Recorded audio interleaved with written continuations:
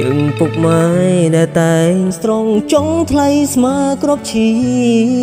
មតស៊ូឲ្យកូនរៀនមិនដែលហ៊ានសម្រាងកាយាព្រោះចង់ឃើញកូនមានអង្គណាគុណល្អភ្លឺថ្លាបំណងប្រាថ្នាកូនធ្វើទីហ៊ានដៃទាំងសងត្រកងយ៉ាងជាប់អោបតែកំភ្លើងស្មាំងកាពីឈានយើងមិនឲ្យឆ្លើងសត្រូវឆ្លៀនពីនឹងពងម៉ែនឹងយំខ្លាំងស្រង់ទឹកភ្នែកក៏មានតែស្បន់ស្រក់ឈាមការពីទឹកដីឈាមកូនប្រុសសង្គ្រោះការពីរដ្ឋាស៊ូប្រថុយសង្ខាពាំងលីក៏មានន័យដើម្បីជាតិខ្មែរហើយមិនអោយបណ្ឌីបើសិនជាខ្ញុំខ្សែ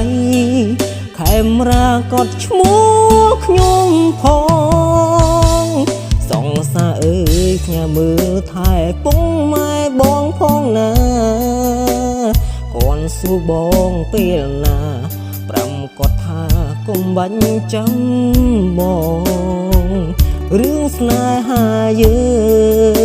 ងទូឆ្ងាយគ្នាបងនៅចាំចងអធិដ្ឋានផងផ្សងជួបជុំវិញ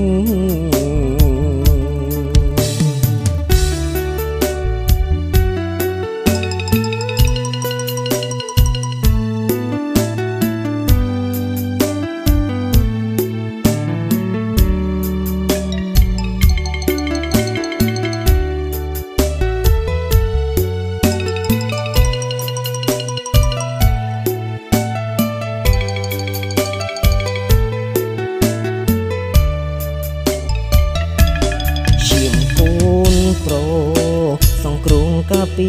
រដ្ឋាស៊ូប្រថុយសង្ខា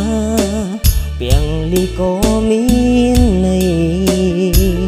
ដើម្បីជាតិខ្មែរហើយមិនអោយបណ្ឌីបើសិនជាខ្ញុំខ្សែខេមរាកត់ឈ្មោះខ្ញុំផងសងសាអើយផ្ញើមើលថែពងម៉ែបងផងណាកូនសួរបងពេលណាប្រាំគាត់ថាកុំបាញ់ចាំបងរឿងស្នេហាយើងទូឆ្ងាយគ្នាបងនៅចាំចងអធិដ្ឋានផងផ្សងជួបជុំវិញ